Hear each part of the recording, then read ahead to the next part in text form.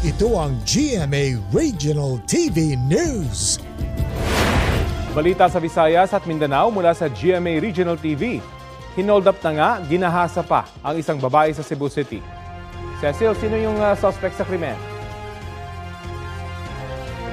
Rafi, suspect sa krimeng yan ang lalaking nagpanggap bilang rider na nabuk ng biktima sa isang ride-hailing service. Kwento ng 21 anyos na babae, hindi niya agad namalayan na maling motor taxi ang nasakyan niya.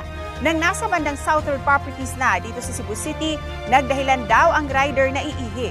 Sinamantala yan ng babae na kunan ng litrato ang plate number ng motorsiklo at ipadala sa kanyang ina.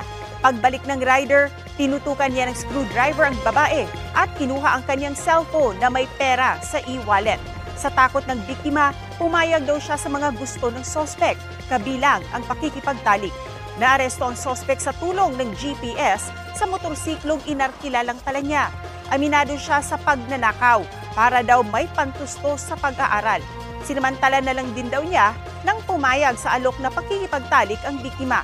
Desididong magsampa ng kaso ang biktima.